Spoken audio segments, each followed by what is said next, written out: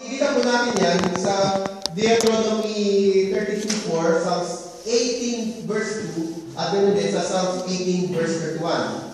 Ulitin ko po sa mga gusto magsulat.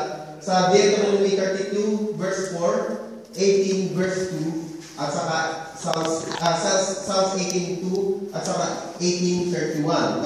Pero hayaan po natin buksan ang Deuteronomy chapter 32 verse 4.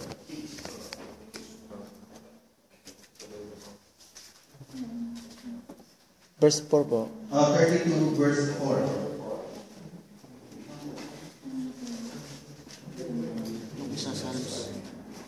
He is the rock. Tingnan niyo po He is the rock. His works are perfect and all His ways are just. A faithful God who does no wrong, upright and just is He. He is the rock. Tingnan niyo, kung makikita niyo po yung rock po na yun, ay capital letter. No, ibig sabihin lamang, bibigyan ko po kayo ng kaunawaan ay natin sa binasa natin, yung rock na ito, ulitin ko ay very symbolic sa Israel. Na pag sinabi na yung rock na ito, ibig sabihin, sa unawa nila, ay Diyos. Kaya pwede po natin ngayon, titignan ngayon natin, pagkakabasa natin na ito, sabi niya, sa verse 17, and Simon, son of Jonah, for this was not revealed to you by man, but by your Father in heaven. Verse 18 pala. And I tell you that you are Peter, sabi, you are Peter, and in this rock, on this rock, I will build my church. Yung santa po dito ay Petros kay Peter. Ikaw Petros, at ikaw si Petros, at upon this Petra, or sasabihin natin sa ibang lengguwahe, ikaw na maliit ang bato, kasi ang Petros po ay maliit na bato, stone. Ang Petra ay isang malaking bato. Na ang Israel po, makikita po natin yan, kasi ang Israel may mga malalaking bato.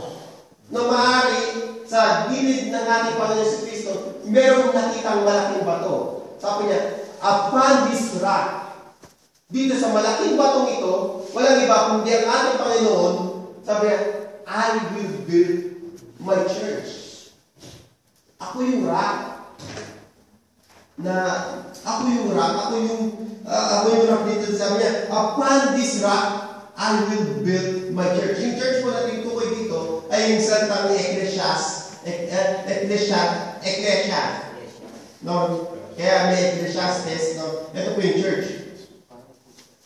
Na may Ecclesia, ito yung called out or magkakaroon ng assembly. No, kung bakit po tayo tinawag na church ngayon, ay tayo po ay nagsama-sama. Na maging sa Old Testament, ginamit din po ito ng ibang tao na nagkaroon ng pagsama-sama.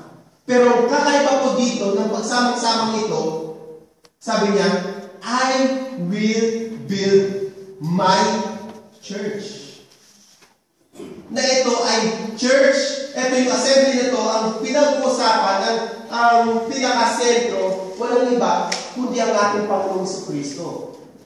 Kaya nga tinatawag tayong Christian Church, tayo pinagsama-sama ng tagapangunan natin, ang pinaka-head natin ay walang iba, kundi yung Kristo, yung rock na tinutukoy nito. Sabi niya, you are that, upon this rock, I will build my church. So siya yung I will build my church, and the gates of heaven will not over